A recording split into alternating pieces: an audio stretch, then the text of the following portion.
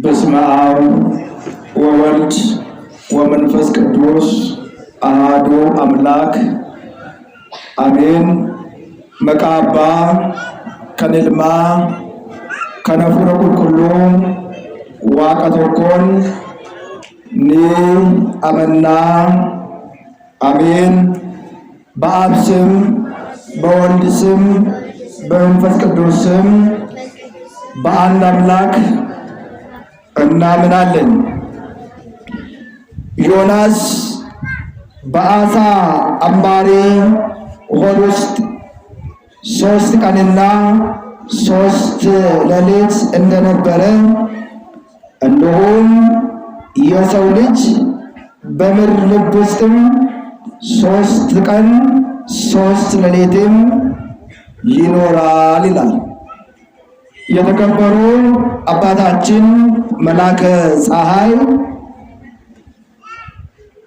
የዚህ የታላቁ ደብር አስተዳዳሪ ወንድማችን መምህር ዲያቆን በላይ፣ የደብራችን የስብከተ ወንጌል ኃላፊ አባቶቼ ካህናት፣ ላይካነ ምስጢር ወንድሞቼ ዲያቆናት፣ አባቶች፣ እናቶች፣ ወጣቶች፣ የዛሬ አበባ የነገ ፍሬ የሆናችሁ ሕፃናት በወደደንና ባፈቀረን በአምላካችን በልዑል ስም እንደምን አደራችሁ? እንደምንስ መጣችሁ? እንደምንስ ቆያችሁ?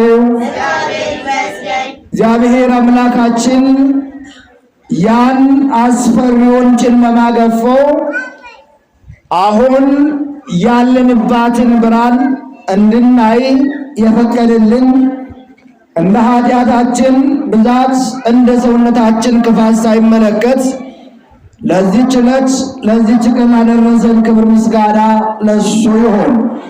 እስቲ እልል ብላችሁ አመስግኑ። ገለቴሳ እናታችን እናቱ ወላዲተ ቃል ስሟ ከአጽናፈ ዓለም መላእክቶቹ ጻድቃን ሰማዕታት እንደየክብራቸውና እንደየማዕረጋቸው ስማቸው የተመሰገነና ከፍ ከፍ ያለ ይሆንልን።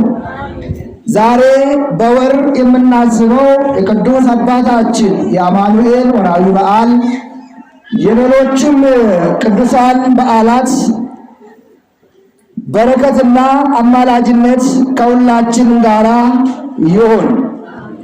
እረዴቡን አነከም ቡልተኒ አከሚዮ ነጌሰን ጉያ ሀራን ከኑገ ዋቅኒ ኬኛ ገለኒ ኡልፍኒ ቴሶ ኢሳ አርያም irratti haa ta'u baga ayyaana abbaa keenya amaanu'eelii ji'aan immoo kan yaadannuun qulqulloota garaagaraa guyyaa har'aa kana በወርና በዓመት የምናስባቸው እንደነ ቅዱስ ቀለመንጦስ ሰማዕት ጊዜ መቶ የተነሳ 7ቱ አክሊል የወረደለትን ቅዱስ አክወን መነኮስ 800 ሰማዕታት ቅዱስ ዮሴፍ አይሁዳዊ የእመቤታችን ወዳጅ ቅድስት ሳቤና የምትባል አባቶቻችን አብርሃምና ይስሐቅ ያዕቆብ ቅዱስ ቴዎድሮስና ሮማዊ ቅዱስ እንድራኒቆስና አትናሲያ ቅድስት ዓመተ ክርስቶስ እነዚህ ደግሞ በወርና በዓመት የሚታሰቡ ናቸው።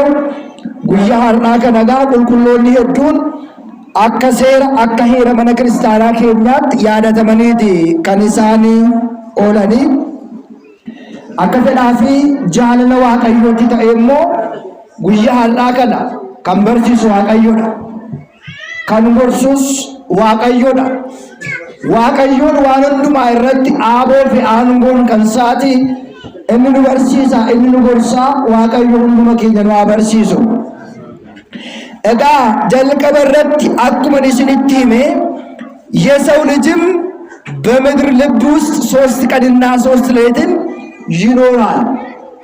እልምነማ ለፔ ደቼ ዮክንሞ ብየ ለፋ ከነጌስ ጉያ ሰዲፊ ሀልከን ሰዲ ጅራታ ጀ እንግዲህ የጎኖች ጨዋታ የያዛችሁ በተለያየ ሐሳብ ወደ ቤታችሁ የገባችሁ የቤት ጉዳይ የቤት ጣጣ ያሳሰባችሁ ሐሳባችሁን ወደዚህ መልሱ። ነሞን ባየን ከሰን ዳይመ ወሊን እጆሌ ወሊን ያደ ገራገራ ያደ መና ዋይ ጅሬኛ ዱንፋ ዋይ ዱመ ገራገራ ከስ ከንገልተን ያደ ከሰን ገረ ከነ ዴቢሳ ልባችሁን ሐሳባችሁን ወደዚህ መልሱ። እንግዲህ የሰው ልጅ በምድር ልብ 3 ቀንና 3 ሌሊት ይኖራል ብለው በዚህ በቅዱስ ማቴዎስ ምዕራፍ 12 ቁጥር 40 ላይ ያለው ኃይለ ቃል ነው። እልምነማ ለፔደቼ ጌስ ጉያ ሰዲፊ ሐልከን ሰዲ ኔቡለ ከንጀዱ ወንጌለ ቁልቁልቻ ማቴዎስ በቆና ኩደለበ ለኮብስ አፍርተመራቲ አርገን። ይህ ቃል መቼ ነው የተነገረው? ይህ ቃል ለማን ነው የተነገረው? መነሻውስ ምንድነው የምለውን የዚህ ቃል መሰረታዊ ዓላማው የሰው ልጅ መጨረሻው ምን እንደሆነ ምን እንደሚገጥመው የምንማማርበት ጊዜ ነው። እግዚአብሔር ከሁላችንም ጋር ይሁን።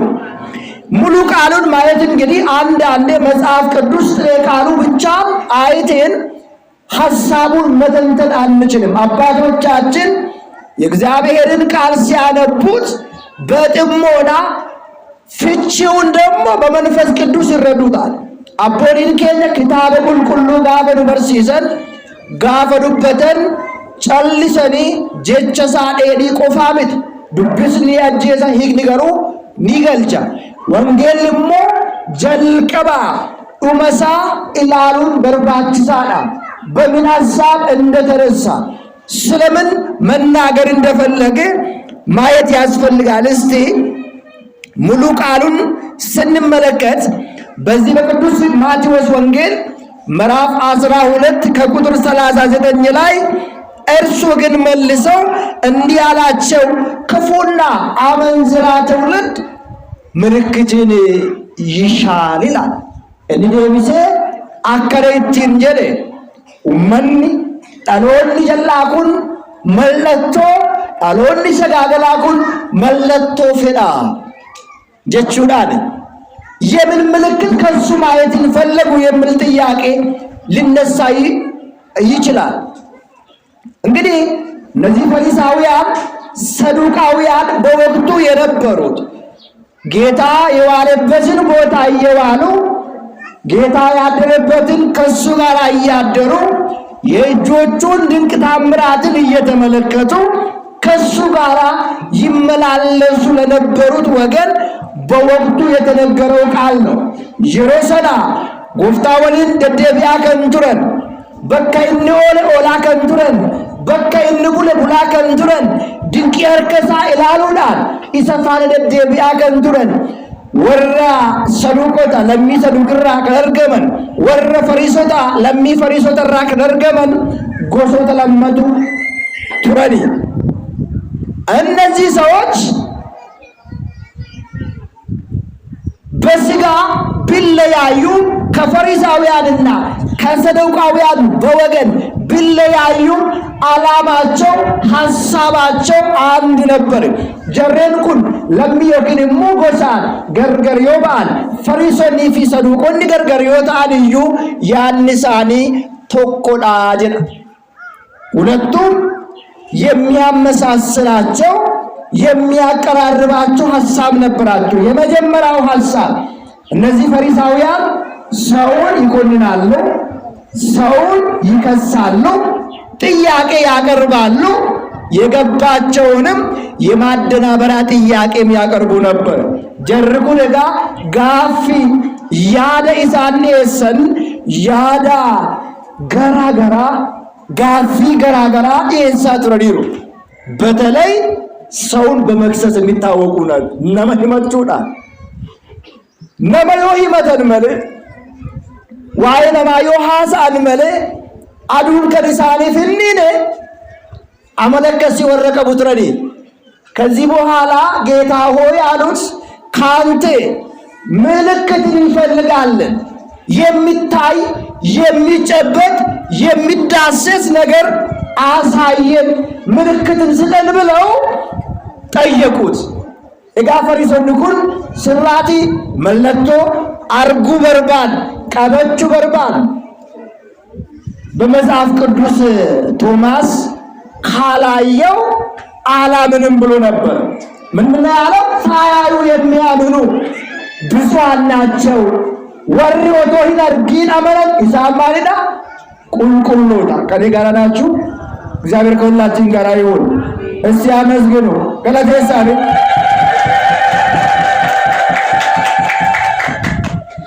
አሁን በዚህ ሰዓትም ስለ ቅዱሳን ታሪክ ስነሳ፣ ስለ እመቤታችን ታሪክ ሲነገር የት ነው ያለው? ምን ላይ ነው የተጻፈው? ማን ነው የተናገረው? መቼ ነው የተነገረው ብለው የሚያስቸግሩ ሰዎች አሉ። እምነት በብልጠት የሚገኝ በረከት የዘላለም ሕይወት እንጂ በየዋህነት የሚገኝ ሕይወት እንጂ በብልጠት የሚመጣ አይደለም። አመንታን አመዱናን ለፔ ከጀሩ ታዲ መሬ ከን አርገቹ ደንዳ ሞቱማሳ ከናለን ገብኑማዳን ሞቱማን ኢሳን አለሙ እንደንደው ፈሪሳውያን ይህ ነበር። ከዚህ በኋላ ምልክትን ለፈለጉ ሰዎች ሳያዩ ለማያምኑ ሰዎች እያዩ ለማያዩ ሰዎች አሁንም ድምጽ ይሰማኛል። የጎኖች ወሬ የምታወሩ ሰዎች ቅድም ብዬ ነበር። የመጣ ነው ለበረከት ለመማር ነው። አይመቸኝም። እኔ ብዙ ጊዜ አያለሁ። ከስብከት ዘዴ ውስጥ አንዱ የሰው እንቅስቃሴ ፊትና ተግባር ነው። ጎቻ ዮኬንሞ ቶፍተን ለበከሳ ሶቺ ነማ ሐላ ወልተጅ ራበቲ ወንተጅሩ ሰነመቶ አትሉ ለለበዋቂያት ወንድ ቤከሙ ቀም እናንተ የምታወሩ ከሆነ ወይ አንዱን አቁመን ወደ አንዱ መቀጠል ይሻላል። አይሻልም? ከወንጌልና ከወሬ የትኛው ይሻላል? ወሬ ማሰለችን እኮ በየቲክቶኩ አሁን በየሶሻል ሚዲያው ሰልችቶናል።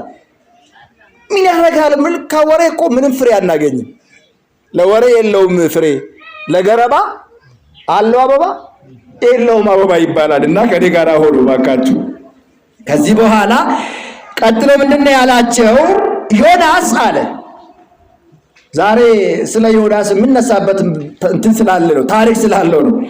ዮናስ በአሳ አንባሪ ሆድ ውስጥ 3 ቀንና 3 ሌሊት እንደነበረ እንዲሁም የሰው ልጅም በምድር ልብ 3 ቀንና 3 ሌሊት ይኖራል።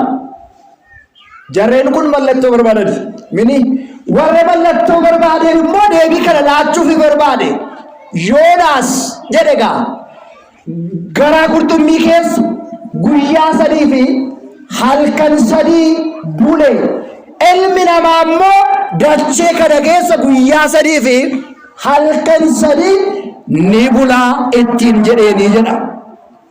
ቀጥለው የነነዌ ሰዎች በፍርድ ቀን ከዚህ ትውልድ ጋር ተነስተው ይፈርዱበታል፣ በዮናስ ስብከት ንስሐ ገብቷልና እነሆ ከዮናስ የሚበልጥ እዚህ አለ። እነዚህ ሁለቱን እንመልከታቸው። ያዶተርከ ለማን ወሊና ይላሉ። በመጀመሪያ ደረጃ የዮናስ ስብከት ምን ጥቅምን አስገኘ ለምለው ጥያቄ በዚህ ስብከት ሊጠፉ የነበሩት የነነዌ ሰዎች ንስሐ ገቡ፣ ተጠቀሙ፣ ተጎዱ። በዚህ ስብከት ተጠቀሙ፣ ተጎዱ። በዚህ ስብከት እንግዲህ ዮናስ ወደ ነነዌ በመጽሐፈ ትንቢተ ዮናስ ምዕራፍ 1 ምዕራፍ 2 3 4 ታነባላችሁ ስትገቡ። መቼም አሁን በቀን 100 ጊዜ ፌስቡክን የማይከፍት ቲክቶክን የማይገባ ሶሻል ሚዲያን የማይገባ የለም አይደለ? ጉያት ይወድቃት ድቃት ለምትቆ ሶሻል ሚዲያ አልበተቆ ወልገላ ደሞ መልካም ብናይ ሼር የምናረጋቸው የሚገርማችሁ መጥፎ ነገር ክፉ ነገር የሰው ልጅ ልቡ ወደ መልካም ነገር አይደለም አሁን ያለው ለበል ለማገራ ከምጅራ ገረወለሚ ገረወለ ባርሳ ገረወል ጅቢንሳ ረጅራ ለፔነማ ሰው መልካም ነገርን ማየት አይፈልግም። ስለዚህ መጽሐፋችሁን ከፍታችሁ በአፕሊኬሽን የምትጠቀሙ ሰዎች አሁን ጊዜው ቴክኖሎጂው እንደው መልካም ለመስራት ነው የሚያስቸግረው እንጂ ለክፋትማ ምንም ችግር የለውም። ስለዚህ አሁን የሚገርማችሁ ይሄንን አንብቡት። ዮናስ 1:2-3 ብታዩ ዮናስ እነዚህ የነነዌ ሰዎች ክፋትን አበዙ፣ እግዚአብሔርን በደሉ። እግዚአብሔር ክፋታቸውን አይቶ ወረቀጀሉማ ይልቀብል።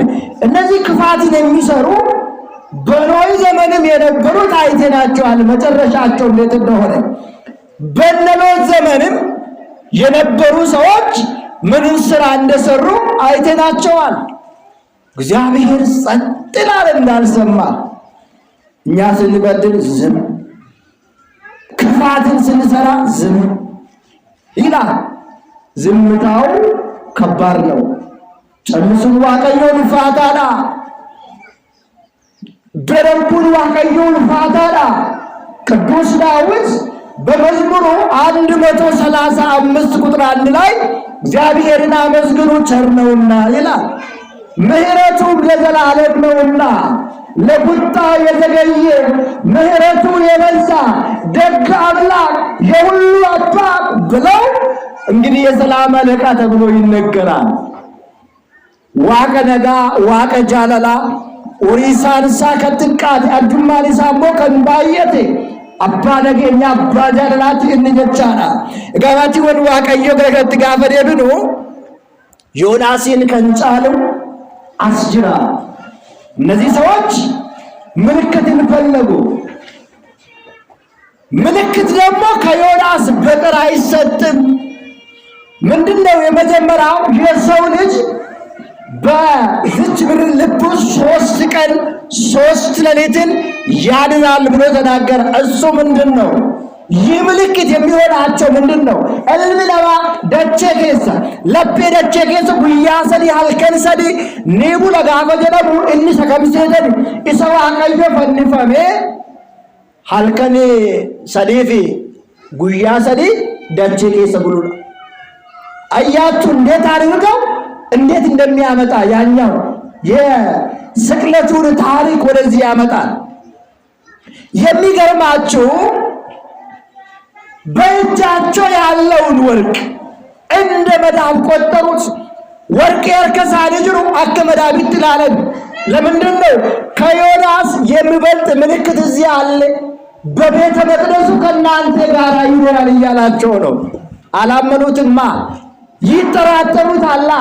ሂሸኩ ዋንተዳ ሂዳመነ ዋንተዳ እኖ ይሰምረ ጅራው ምልክተ ማሪ መለቶ ማሊ ይሰራች በርባዶ ማሪፍ ሴተን የሮ tokko tokko manni kiristaanaa amaanuኤልን otosuma jiru mana amantaa bira kaatidraalii fa barbaacha gara Gabreelii kan jiru jirra miti. Akkasuma miti Addis Ababaa faa kan deemnu hin jirru, iddoo ho'aa faa kan deemnu.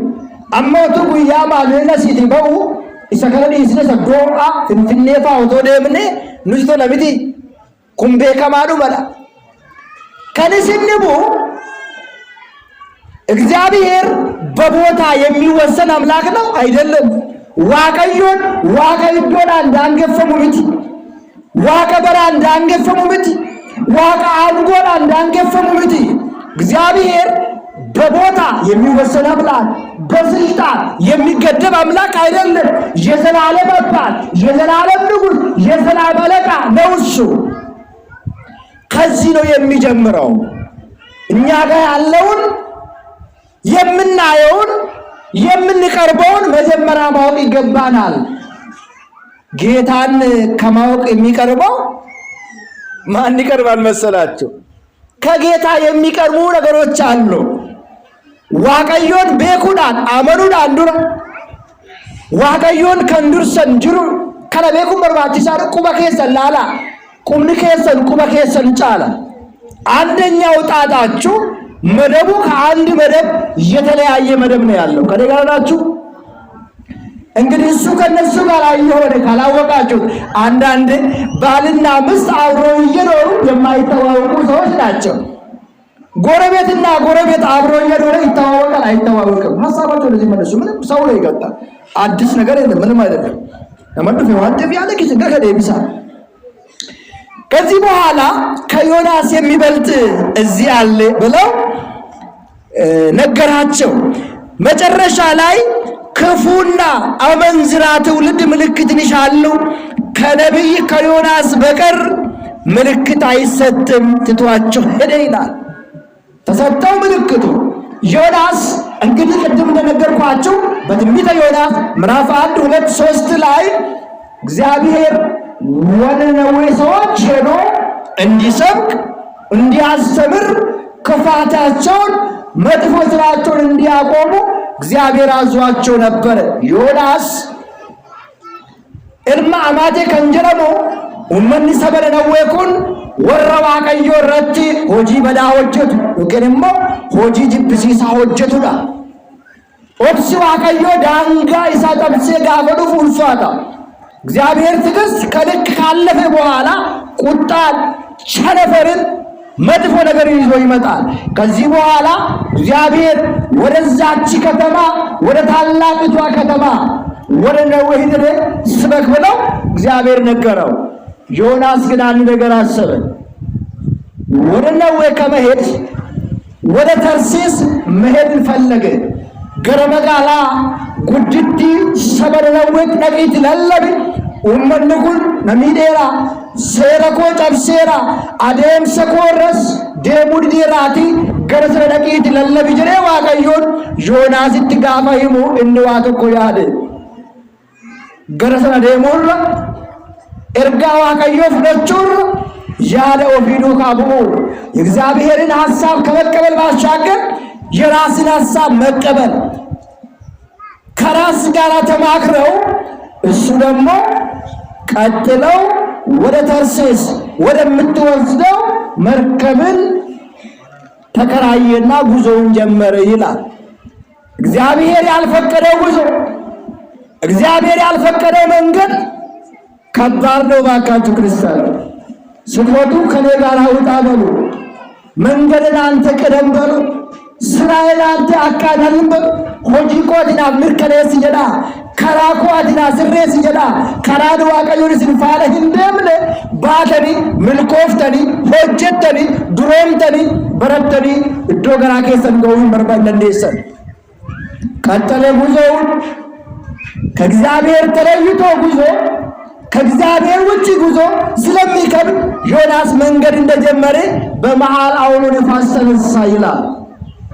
ሰናን ቦዳ ደንበሊን ገላላ እረገኤቲን ቦዳ ዮናሲፊ ዮናስ ወሊት ወረ ያበተኒ ወረ ይበላጅረን ራሱ የገሌ ጀዳ ከራሳቸው ጋር መነጋገር ጀመሩ። ይህ ክፉ ነገር ይህ መጥፎ ድርጊት የመጣብን በምንድን ነው? በማን ምክንያት ነው? እያሉ እርስ በራሳቸው መነጋገር ጀመር። የሚገርማችሁ ዮናስ ተኝተዋል አላችሁ። እግዚአብሔር ከሁላችን ጋር ይሁን። እስቲ አጨብጭቡ፣ አጨብጭቡ። የሚገርማችሁ ቆሞ የሚያንቀላፋ ሰው አለ። እየበላ የሚያንቀላፋ የለ። በየሶሻል ሚዲያው ፌስቡክ እንደከፈተ የሚያንቀላፋ እኮ አለ። የሚገርማችሁ ፈረንጅ በየቀኑ አዳዲስ ነገሮችን እየለቀቀብን እየሰጠን የእሱን የቤት ስራ እየወጣን እኛ ስራችን ዘንግተነዋል። የለም አሁን ባል አንድ ስልክ ከፍታ እናንተ ልጆች እረፉ። ባል አንድ ድረገጽ አለው፣ ሚስት ሌላ ድረገጽ አላት። ቤት ውስጥ ሁሉም የለም፣ ማንም የሚጫወት የለም። ልጆችን የሚመክር የለም። እሱ ፌስቡክ፣ እሷም ፌስቡክ፣ ሁሉም እሷ ሲጠራ ይላል፣ ባለቤት ሚስት ስትጠራ ትላለች፣ ልጆች ዝምታ ሆኗል። የሚገርማቸው ማን ከማን ጋር ይነጋገር? ማን ከማን ጋር ያውራ? የለም፣ ዝም ነው። ከዚህ በኋላ የሚገርማችሁ አንዱ ሄደና ዮናስ ምነው ተኝተሃል? ልጠፋ ነው? እግዚአብሔር ያስበን እንደሆነ ተነስ የሰማይ አምላክን ጥራ። ማል ዮናስ ረፍቴ ጅርታይ ዋቀዮኑ ያለተ ዮቴ ከይ ዋቀኬ ዋቢት እንጀረኒ አይደለ? ስለዚህ ካልጸለይን እኮ እንደምንጠፋ ሁላችንም እርግጠኞች ነን። እንቅልፍ ምን እናስለብሳል ይላል ሰለሞን? ቡቱቱን ያስለብሳል። አተኝ እንቅልፍም እኮ ሰዓት አለው። አያችሁ፣ ለዛ ነው ክርስቲያን በቀን 7 ጊዜ መጸለይ አለበት። ክርስቲያን ጉያት የሮቶሮ በከዳቹ ቀባ እንጀዳሜ ሳይንስንሞ ሰዓቲ ሰደቺሱ ቀባ ጀደን እኑም ባየታ አባይ ቡይ ባይቲ ኛዱ ጀደሜ ማለ ጪሲቲ ኛዱ እንጀዳሜ ምትሬ ከናፍ የምትጮኩ ሰው ሰርቶ እንዲበላ እንጂ ተኝቶ እንደፈለገ እንዲበላ እኮ አልተፈቀደም። ተነሳሉት ተነስና አምላክህን ጥራ። ምኖ ልንጠፋ ነው? በዱዳ ፊቀይ ዋቀኬ ዋሚ ማሊፍ ረፍታ እንጀረኒ ማሊፍ ረፍና ማቲ ወሉ ዋቀዮ ከናሊ ስኒ ሶበዲስኔ ማሊፍ ረፍና meeqan keenyatu soomaa jira, meeqan keenyatu kadhachaa jira. Isa kana immoo deebiisaa isinii fannisa. Meeqan keenyatu mana amantaa dhufee qiddaasee irratti hirmaachaa jira. Meeqan keenyatu asiraatii bakuraatii waaqayyoo gabbaraa jira yookiin immoo kaffalaa jira. Isa kana gaa deebiisaa isinii fannisa. ከዛም ምን ያለው ይህ ክፉ ነገር ይህ መጥፎ ነገር በምን ምክንያት ነው የመጣብን? እጣ እንጣጣላሉ እጣው ልታቡስሉ ጨራ ወልታቡስሉ ረኮንኩ ማልራከን ከየዱፉ ደንደኤ በዱራፍ ጅረ ዋንተ የዳፊ ደንበልን ገላዳኩን ገለበጠሙ ወክንሞ ገረገሉ ዋንተ የዳፍ ማላጎኑ ጀለኒ ጨራኩ በጀለን ባሰን ኤኙት ጎዳ ጨራንኩ ኤኙት ባ ኤኙት ባ በዮናስ ላይ የሚገርባቸው በዮናስ ላይ ሲወጣ እነሱ ከዛን ቀድመው እዛ ውስጥ ያለው በመርከብቷ ውስጥ ያለውን ዕቃ በሙሉ ወደ ባህሩ ይጥሉት ነበር። ከዛው ሲቀንሱት ነበር። ምንም የሚጨምር የሚቀንስ ነገር አልነበረም። ቆዳ ሜሻ ዶኒ ሰረከጅሩ ካሰኒ ገረገራናት ገረደንበሪ ገራናት ደርቡ ሁማፍሪ አርገቹ እንደነ ኡመረት ገሩ ዮናስ ረት እርገበ እንጎዳ ካሰኒ ዮናሲ ገረገራናት ደርበተን በተለይ እነዚህ ህፃናቶች እንደ ጫወታ ይህን በኋላ እግዚአብሔር ምን ያድርግ? ስራውን ሰርቷል፣ አዞታል፣ እምቢ ብሎታል። አያችሁ እግዚአብሔር በምን መልኩ ደግሞ እንደሚያተርፈው ዋቀዩን ከናከ ምን ከመነከን ኦልቱ መስራላላ አይ እና አዳም የምንመለከታቸው ትሞታላችሁ፣ የሞትን ሞት ትሞታላችሁ ተብሎ ነበሩ። ግን ደግሞ ራራላችሁና ቃል ገባላችሁ። መቼም ዮናስም ከተነገረው በኋላ እሱ ከነነዌ ሕዝብ ወደ ተርሲስ መሄድን ከፈለገ በኋላ ትልቅ አሳን አዘጋጀ ይላል።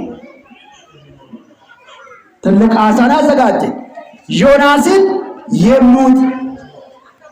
ከዛ በኋላ በዮናስ ምክንያት ሊመጣ የነበረው አሳው ከተዘጋጀ በኋላ ዮናስን ውጦ 3 ቀን 3 መዓልትን በአሳ ሆድ ውስጥ አደረ። ብዙ ታምራትን አይቷል። ብዙ ሐሳቦችን አቅርቧል። አያችሁ ያ የዮናስ 3 ቀን 3 መዓልት በአሳ ሆድ ውስጥ የማደር ምስጢሩ የጌታችን የመድኃኒታችን የኢየሱስ ክርስቶስ ቀደም አሁን የነገርኳችሁ የሰው ልጅ በምድር ልብ 3 ቀንና 3 ሌሊትን ያድራል የተባለው ያን ምልክት አመጣ። አንደኛ ዮናስ የሚገርማችሁ 3 ቀን በማደሩ 3 ሌሊት በማደሩ ከዛ ውስጥ ወጥቷል፣ አልሞተም። ጌታችንም ከ3 ቀን ከ3 መዓልት በኋላ እንደተነሳ የሰው ልጅም መጨረሻው እንደዚህ ነው። ይህ ደግሞ ለእናንተ ምልክት ነው። በዚህ ትውልድ ላይ ዮናስ ተነስቶ ከዮናስ ጋር ያሉ የነነዌ ሰዎችም በዮናስ ላይ ይፈርዳሉ ብለው ተናግሯል። መጨረሻው እንግዲህ ዮናስ ከዛ ወጥቶ ነው ወደ ነነዌ ሕዝብ ሄዶ ነነዌ በ3 ቀን ትገለበጣለች አለ። እግዚአብሔር ሊያጠፋችሁ ነው አለ። እግዚአብሔር መንገዳችሁን አይቷል፣ ክፋታችሁን ተመልክቷል። ከክፋታችሁ ወንድ ሳትሉ ሴት ሳትሉ ሕፃናቶች ሳትሉ ከብቶችን እንኳን ከበረታቸው ሳይወጡ 3 ቀን በጾም በጸሎት ቆዩ ይላል። አያችሁ የጾም የጸሎት ፋይዳ ጥቅም ምሕረትን ያሰጣል፣ በረከትን ያመጣል፣ ይቅርታን ያመጣል። ሶምኒ ሰገን ኤብ ነጋ ጃለላ tokkumma fida waan ta'eedha. Uummanni Nanawwee sooma kana akka sooma kana gaafa sooman horiin otoo mooraa keessaa hin ba'in, daa'imti otoo harma hin hodhin, jaartii qeerroo qarree ijoollee xiqqoo otoo hin jedhamin guyyaa 3 keessatti magaalaan kun ni gaggaragalti. Kaatii waaqa keessanitti boo'aa gaabbii galaa sooma jechuudha. Labsi inni kenne kanaatiin uummanni Nanawwee guyyaa 3 sooma kana soomee jedha. Lallabee uummata kana deebisee dhumarraa Yoonaasiif waa ta'u qopheesse. Innis buqqee yookiin immoo qilee የምንለውን አንድ ቅጠል አዘጋጀ። ቦታው ከባድ ቦታ ነበረ። ቦታው በረሃማ ቦታ ስለነበረ አንድ ቅል አዘጋጀ። በአንድ ቀን በቅላ፣ በአንድ ቀን ፍሬ አፍርታ፣ በአንድ ቀን ጥላ ሆና ዮናስ እሷ ተጠለለ ይላል። አስቡት። ከዛ በኋላ ደረቀች። ትልን አዘጋጀና አበላት አሉ። ከዚህ በኋላ ዮናስ መቆጣት ጀመረ። ዮናስ መናገር ጀመረ። ምንድነው ያለው? እንደው ከመኖር ሞት ይሻለኛልና ነፍሴን ውሰዳት ነው ያለው። ከመኖር ሞት ይሻለኛልና ሞታችሁ የፈለጋችሁ ሞትን የምትጠባበቁ ሰዎች ምን ነው ብትገለኝ ከዚህ ሁሉ ከዚህ ስቃይ ሁሉ ከዚህ መከራ ሁሉ የምትሉት ንስሐ ሳትገቡ ብትሞቱ መከራ ስለሆነ ንስሐ ሳትገቡ እንዳትሞቱ ሞታችሁን እንዳትመኙ። ከኔ ጋር ናችሁ? ሞታችሁን የምትመኙ ሰዎች በመጀመሪያ ንስሐ ግቡና ሞቱ። አይሻላችሁ? ከሞት ወደ ሞት ከምትሄዱ ከሞት ወደ ሕይወት ንስሐ ገብታችሁ ብትሄዱ ይሻላችኋል።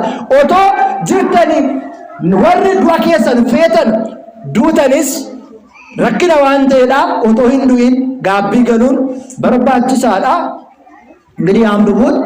በዚህ በሉቃስ ወንጌል ምዕራፍ 11 39ም 29ም በማቴዎስ ወንጌል ምዕራፍ 12 ከ39 አንስታችሁ ብትመለከቱት ትንቢተ ዮናስ ምዕራፍ 1 2 3 ብታነቡ ሙሉ ታሪኩ አለ። እንግዲህ ታላቁ ጾማችን 3 ቀን ብትሆንም ትልቅ በረከትን የምናገኝባት ጾም ስለሆነች የነነዌ ጾም ነገ ይገባ። ዛሬ ቅበላ ነው። ከኔ ጋር ናችሁ? እንግዲህ ቅበላ ሲባል አንድ ነገር ትዝ የሚለኝ አንድ ነገር አለ። ቅበላ ሲባል ያው መጠጡ አይቀርም፣ አልኮሉ አይቀርም፣ ጠላው አይቀርም፣ እንቁላሉ አይቀርም፣ ስጋው አይቀርም፣ ትሬው አይቀርም። አቤት የመጠጡ የምግቡ ብዛት በጣም የሚገርም ነው። ቅበላ ማለት ግን ስጋን መቀበል አይደለም፣ መጠጥን መቀበል አይደለም፣ 24 ሰዓት መብላት አይደለም፣ ጌታን መቀበል ነው። አያችሁ፣ እሱን ተቀብለን ስንጾም ጾማችን የበረከት ጾማችን የስሬት ይሆናል እንጂ ቅበላ ማለት ያገኘነውን በሙሉ በመቀበል ኃጢአቱንም በመቀበል ጽድቁንም በመቀበል አይደለም የምንጾመው። ቅበላ ማለት እሱን ተቀብሎ ከሱ ጋር ሆኖ መጾም፣ አፍን አርሞ ልብን መልሶ አካሄድን አስተካክሎ አነጋገርን አሳምሮ በመዞር ንስሐ መግባት ነው ቅበላችን እንጂ ስጋን መቀበል የተለያዩ ነገሮችን መቀበል ብቻ አይደለምና በዚሁ ቢበቃን መልካም ነው። እንግዲህ ሰኞ፣ ማክሰኞ፣ ረቡዕ ቀኑም የሰጠነው ሐሙስ እንግዲህ ያው ቅበላ አልቆ ፍስክ ይሆናል ማለት ነው። ከዛ በኋላ ደግሞ ትልቁ ጾማችን መቼ ነው? በ12 ተበልተው የዛሬ 2 ሳምንት ይመስለኛል። የዛሬ 2 ሳምንት በ12 ይበላል። በ13 ጾም ነው። ይህንንም አስቡበት። ለሀገራችን አንድነት፣ ለሰላም፣ ለፍቅር፣ ለአንድነት፣ ለሁሉም ነገር ጾም የሚጾመው ለተለያዩ ነገር ነው። ጾሚን ከንጾመሙ ነጋፍ ጃለላ ቶኩማ ብያቲፊ ሶመማ ዋን ደጌፈተኒፍ ገለቶማ ከረዳ አፋና ጾሙ ጉሪ ጾሙ። መጨረሻ ላይ ጆሮ ይጾም፣ አይን ይጾም፣ ልብ ጾም፣ እግር ጾም፣ እጅ ጾም።